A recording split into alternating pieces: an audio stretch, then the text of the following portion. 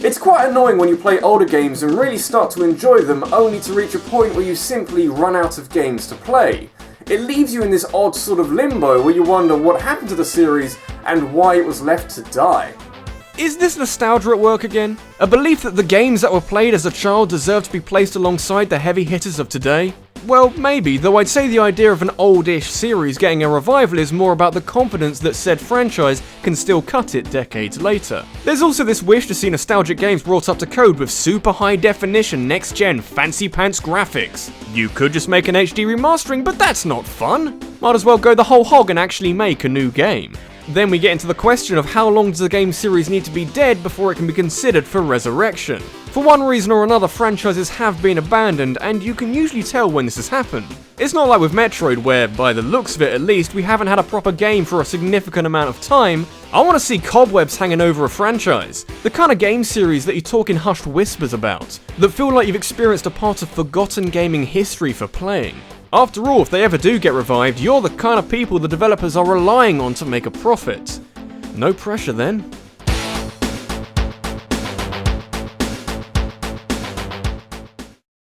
You can pine away for a return of one of your childhood favourites, but it's not out of the realm of possibility that the fantasy of reliving these memories is far stronger than any possible payout would be. I say this only because I'm sure the prospect of having a new Banjo-Kazooie game in 2008 would have driven the masses crazy, but the end result ended up driving the masses crazy. So while Banjo-Kazooie might not be technically as dead as other franchises on here, if we discount Nuts and Bolts for not really being in the same vein as the N64 games, we've gone 16 years without a proper Banjo title. And if, after hearing that, you don't feel old, you were probably born in that time.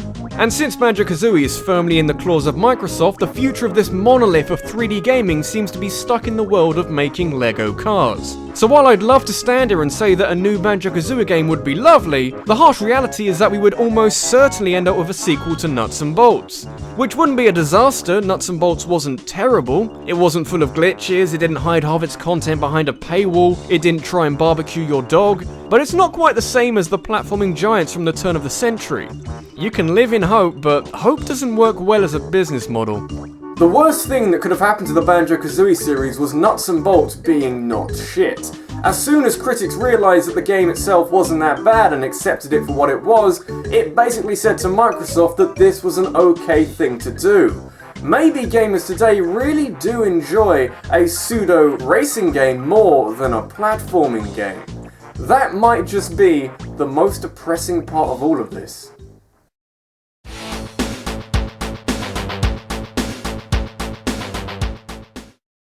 Occasionally, franchises will go through serious changes in style in order to keep with the times. Not sure if this is done in order to keep things fresh and exciting, or out of fear of being left behind by other trends, but if you want to revive a series that has already done this, which style do you bring back? That question works with some cases. If you were to kickstart the Resident Evil series, for example, you'd be faced with a choice between the survival horror of 4 or the more awkward fear found in the first 3 games. However, if you've got something like Jak and Daxter, there isn't much competition. And yeah, I miss 3D platformers as much as the next guy, but Jak and Daxter really took off when they gave everyone guns and a funny script to read. It's weird looking back at Jak 2 and 3 and seeing that they're both over a decade old. It's even weirder looking back at these games and seeing that we haven't had an awful lot since. But if things had turned out differently, we might have had something new to chew on. The story goes that right up until the start of development on The Last of Us, Naughty Dog did have some ideas on how to reboot the series, but obviously focus shifted to a game that ended up being treated like a deity. So in the end, it was the correct decision. But with Uncharted coming to an end this year, who's to say that Naughty Dog won't pick up the baton once more? The more I think about it, the more I accept that the world needs Daxter's comic relief.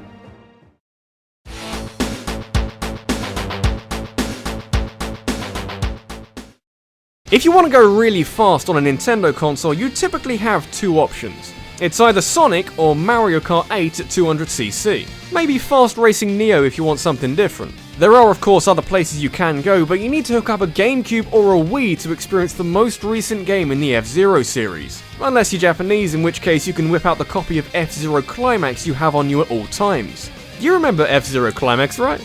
The last hurrah for the F-Zero series?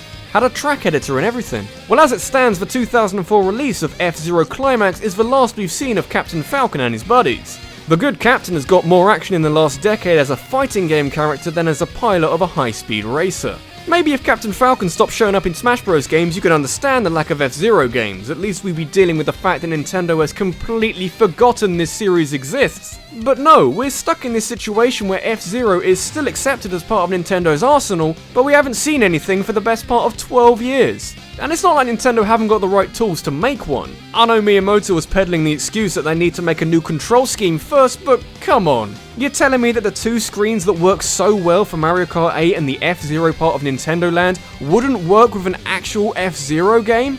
You're making a fast racing game, not writing a dissertation about quantum physics. Throw around some rock tracks and plenty of shots of Captain Falcon doing manly things and we'll lap it up for days. If the NX isn't much more than a control stick with some buttons, I'm gonna need some answers, Shiggy.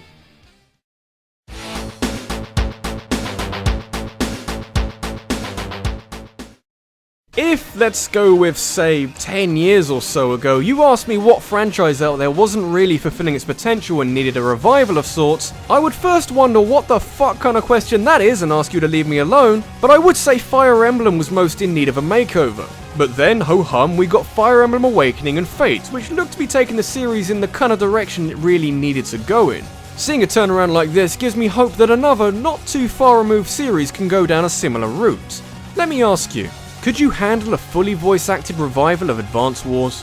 Advance Wars, in really dumbed down layman's terms, is Fire Emblem but with guns and tanks. In reality, it's a little bit more complicated than that, but all you need to know is that this is a good bunch of games. Advance Wars for the GBA is consistently one of the highest rated GBA games of all time.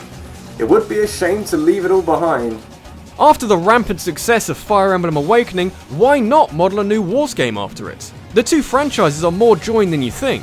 The success of the GBA title actually helped push Fire Emblem out of Japan and into the hands of Westerners, with Kentaro Nishimura designing both games. It would be a shame if a series with such important recent history was to be left behind. So yeah, throw a new game on the 3DS with voice acting and some fancy cutscenes, and if that takes off, we could even have a new Battalion Wars game on the NX. I'm just spitballing, but what's this topic for if not for some wild speculation? Hey, Smash Bros has decided its roster. Gotta take it out on something.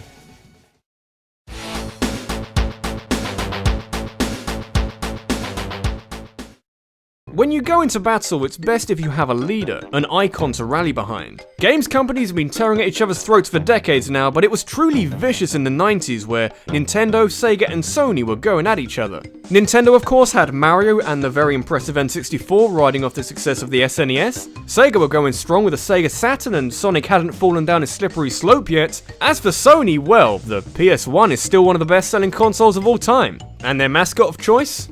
Some anthropomorphic Bandicoot by the name of Crash.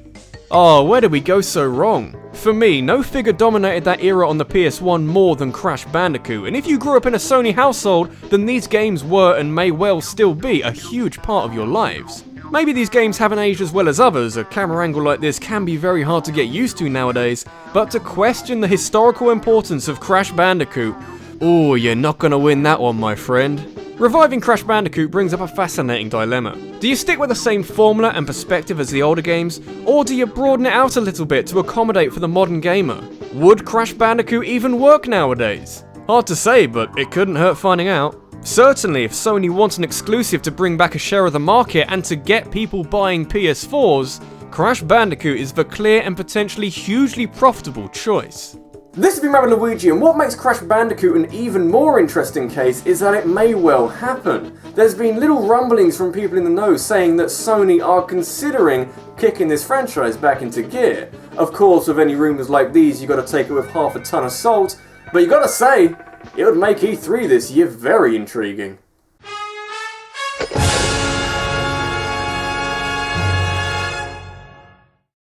Got a topic that you'd like me to discuss in a countdown? Leave a suggestion in a comment below and head over to my Twitter where I'll be holding a vote to decide the subject of the next countdown based off the best of your submissions. Thanks for watching guys, and I'll see you in the next one.